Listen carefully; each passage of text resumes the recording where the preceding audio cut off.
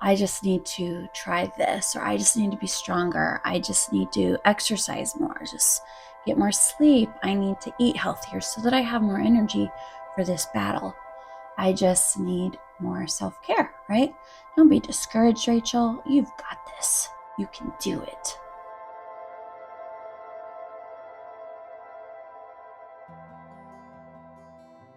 I'm an experienced homeschool mom. I've been homeschooling since 2015. I know my homeschool why. Homeschooling is home discipleship, and that's the very reason that I'm doing this. And yet lately I feel like I can't do anything and I'm failing all over the place. So why am I struggling now? I thought motherhood was supposed to get easier. I should be making videos about how to motivate the reluctant student. I should be making videos to encourage you moms who are feeling burnt out. I should be encouraging you from a biblical perspective, right? I've done this in the past. Instead, I'm sitting here thinking, how can I make videos like that when I myself am burnt out? I can't even motivate myself. I'm distracted by a never-ending list of to-dos that don't necessarily have to do with homeschool. I'm weighed down with burdens that don't necessarily have to do with homeschool. I'm mentally exhausted. I'm physically exhausted, which makes homeschooling feel like a daunting task right now. I'm falling behind on every aspect of my life. I'm feeling defeated. I'm feeling like a big fat failure. So I've been having thoughts lately, heavy thoughts running through my mind that have caused me to have to be still. And because I don't know what to do, that's what I'm doing. I'm standing still. So I feel like I need to share with you all what's been going on, because obviously I'm here. I'm in front of the camera. So a shift is occurring and I'm feeling vulnerable. But I feel like I need to be open and authentic with you, and maybe you'll be able to relate. So you may have noticed that I have been absent from YouTube since the end of November. Part of that is because I usually do take a holiday break, but normally by January, I'm already back with fresh ideas, and I've already started to record a few ideas for the beginning of the year. But I don't know if you guys felt like this. This Christmas felt really different to me. I had no enthusiasm for it at all. I didn't feel like decorating. I obviously put a tree up, but I didn't decorate the way that I normally do. We hardly listened to any Christmas music. I wasn't into the Christmas movies. It just felt different this year. Did anybody else feel like that? It just felt not as magical. I tried to sit in front of the computer. I was like, okay, I gotta record a video. If you follow me on Instagram, you saw that I was playing around with Trello, organizing all my video ideas, because you guys, I'm not kidding. I probably have 30 to 50 video outlines already started. And when I say outlines, I mean like pages. They're already pretty detailed. But I just had no motivation to even sit down and try to refine any of these. And I really didn't feel like sitting in front of a camera. It takes a lot of energy for me to sit in front of this camera because I'm not an actor and I'm not fake. So if I'm not feeling enthusiastic, I can't fake it. I have to be in a certain mindset and a certain mood to be able to do this. And I haven't been. And then there's homeschool. I did not want to come back. I've already scrapped a bunch of things. I began feeling defeated by so many things early on in the school year. I thought my plan was okay. I was too ambitious with how much energy I would have in a day, and I always underestimate how many interruptions I'm going to have in a day, and I probably underestimate the ever-changing needs of each child. They're hard to predict, and it's hard to predict how I'm going to need to pause and focus on something that may, again, have nothing to do with homeschool. in a day. And so I just felt like very early on, I wasn't accomplishing, no matter how much margin I had in my schedule, I just wasn't accomplishing the things that I had hoped. And that wears on me because I'm like, come on, I've been doing this for over 9 years. I should know what I'm doing by now. I should have this together. And then I feel like an extra burden because I've shared it with you guys. And I feel like because I'm scrapping it, like I feel like a failure for you. I feel like I'm letting you down. I feel like I just feel like a failure. I had a lot to tell you. So first, can we take a trip down memory lane right now? I want to dig a little bit deeper into all these thoughts that I've been having with you before I share where all of this is going. So who can relate to this? When I was a new mom and I had one child, a baby, I thought it was the hardest thing in the world. I couldn't get anything done. Everything took so much longer to do. And the baby needed constant supervision. And I just thought it was hard. And then I had 2 babies. I thought I didn't get sleep with one baby. Now I can't even nap when babies are napping because, of course, they're not going to nap at the same time, right? So I thought 1 baby was hard. Well, 2 was much harder. Talk about not having energy. And then there were 3. You know where I'm going with this. This is motherhood. The challenges just keep on coming. And for some reason, we're telling ourselves, oh, if I just get past this stage, then it'll get easier. Does it? Does it get easier? Or do we get past that stage and maybe some of the challenges get easier, but then you are thrown a whole new host of challenges that you didn't have before? When my kids were much younger, I couldn't wait for them to be able to be more self-sufficient so I could have a moment to myself, right? When they're little, they need you to do everything for them. It's physically exhausting and very time-consuming. Everything's messy all the time. If you clean up one room, they're making a mess in another room, but you don't have time to clean up that mess because you have to get bottles, you have to get food for everybody, you have to do the dishes, you have to do the laundry. Oh, and you have to make sure that all the kids make it to the bathroom so they don't have an accident. I mean, you're playing ping pong all day long because nobody can take care of themselves. But lately, I have been looking back at those days with such sentimentality. I miss it. It was physically exhausting. I'm not gonna say that it wasn't, but it was also extremely rewarding. It was simple. Your babies wanted to be near you all the time. They wanted to cuddle and snuggle. I love those snuggles. I miss those snuggles. They believed everything that you said. Learning was fun. Everything you introduced them to was a magical new experience. They were constantly being exposed to new things. I mean, the wonder was alive. You could control who their friends were. You could control what they watched. You could control what they listened to. You could control their activities. And they knew that you were safe. And they stuck by you. They trusted you. You were their leader, and they were your little minions. Well, now I have teens. Are they more self-sufficient? Yes, they are. They can bathe themselves. They can feed themselves. They can even do their own laundry. But now the challenges are very different and very exhausting on a whole other level. Teens begin to wonder more about the world going on around them. They're curious. They're sneaky sometimes. They want to explore things that you may not think that they're ready for. But of course, they think they're ready for everything.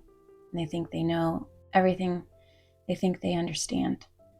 They question you and what you know. We're just trying to keep them from having fun, right? And how many times have I heard, you're so dramatic. Why am I dramatic? Because I'm trying to warn about things that could happen. I'm trying to, like, let's think down the road about the consequences of these decisions if you're not careful. Like, I am pointing out potential dangers, but I'm dramatic. I don't know any better. Your teens may start forming friendships. You can't control who they're attracted to. And those particular friendships those parents may not be raising those kids with the same values of you. So now you've got kids being raised with a set of values over here, your kids being raised with the set of values over here, and who's going to influence who more? Am I going to have more influence on my kids, or is this friend? These are things that are a real concern to a mother of a teenager. So I have been considering all these things, and I see an end coming that I don't know if I want to say like I'm grieving. I kind of am though. My son is 17. Technically, I might only have him for a year and a half of my homeschool.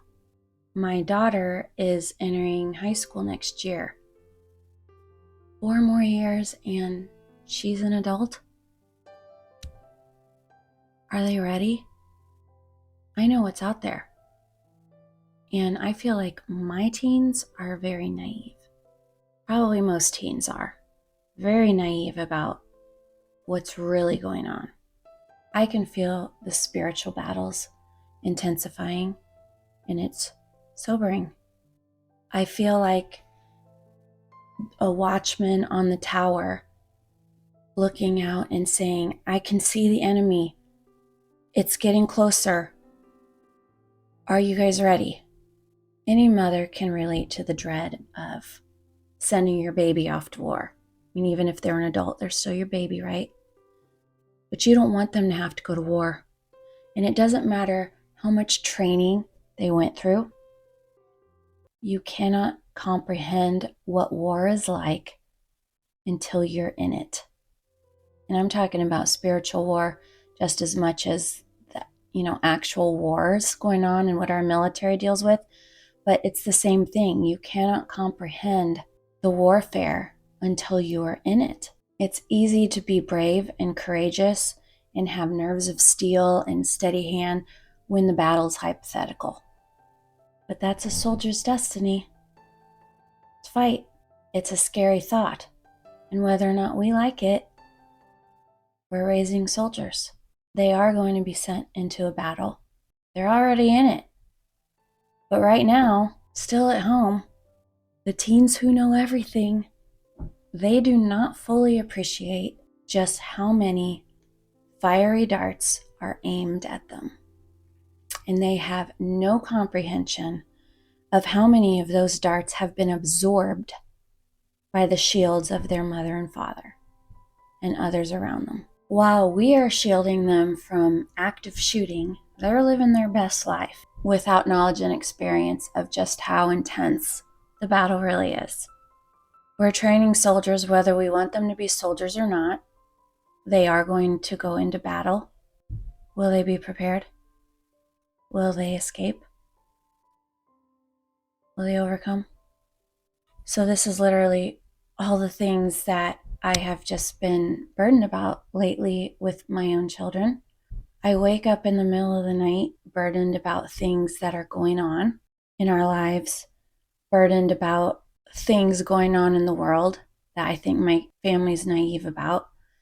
And unfortunately, I'm a worrier. Like, I see little decisions that could be made now, and how, when you continue down that path, how far away you could be from where you need to be later down the road. Teens have this really ignorant bravado about them.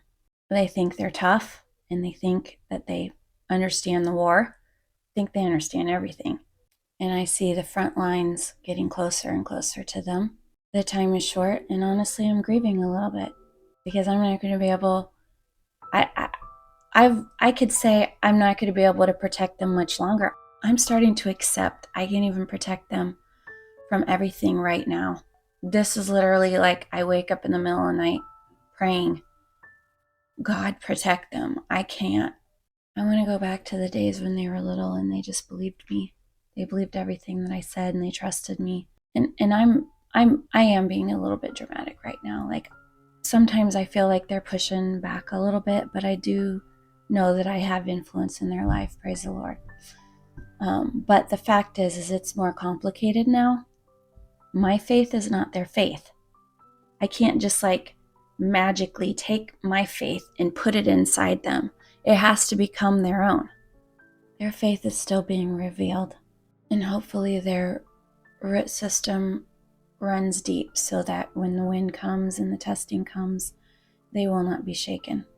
But the only way for me to know is that the trials are going to have to come. And as a mother who wants to protect her babies from anything bad, I don't want the trials to come. That's a scary thought. Trials are scary. And I have seen teens in the past who were tested and who were not shaken. And I've also seen teens who were tested and were blown away, never to return again. So there's a spiritual warfare going on, and it's very real, and it's intensifying. Do you feel it too? We're not battling against flesh and blood, but against principalities, against powers, against the rulers of the darkness of this world, against spiritual wickedness in high places. There's a war going on for the hearts and the souls of our children. The culture wants them. The enemy wants them. They want to wander away and chase after their own lusts like sheep. Those who are supposed to be in the battle with you are tired, maybe even asleep. And quite frankly, sometimes, do you feel sometimes like you're alone? You're battling alone? And these forces are strong. Well, feeling alone, that's where the enemy wants you. I know this. I know it with my head. So hard. But if my children are in my care, of course I'm going to be a target. Because if he can take me out, then it will be easier for the enemy to target my children. So I know where my peace comes from, and yet my flesh, for some reason lately, I have been struggling to completely surrender. Struggling, probably like every mother, with just trying to figure it out on my own, right? Well, I just need to try this, or I just need to be stronger. I just need to exercise more, just get more sleep. I need to eat healthier so that I have more energy for this battle. I just need more self-care, right? Don't be discouraged, Rachel. You've got this. You can do it. I can't. I don't got this. I'm not strong enough. And no amount of practical self-care is ever going to be enough. I've been down this road before. Maybe in the past, self-care seemed to work, but it's temporary. It doesn't last. It's a Band-Aid. So many times, Mom, we're just trying to bear it all. We're trying to be strong. We're trying to be an example of victorious living for our children.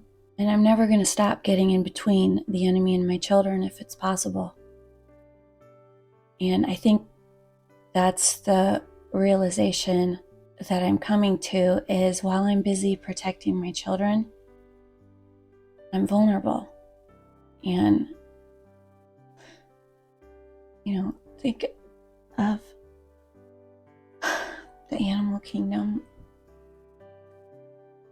Mothers are going to fight the enemy to save their children, and they will sometimes die fighting because they don't have any thought for themselves. They are trying to protect their children. We're definitely targets. It's okay to admit that we're weak. I can't do this by myself. So not only am I standing still because I don't know what to do, as soon as I literally just recently broke down in tears and just said, Lord, this is too much for me. I need you. I don't even know what to do. I felt a burden lifted. I read so many scriptures that were such an encouragement to me. One of you guys said Psalm 62, or was it Psalm 61? I can't remember, because honestly I read like 5 Psalms in the 60s and they're all good. They were such a comfort. You guys, Romans 8:14-15 says, "For all who are led by the Spirit of God are sons of God. For you did not receive the spirit of slavery to fall back into fear, but you have received the spirit of adoption as sons, by whom we cry, Abba, Father." You know what Abba, Father means? That means daddy.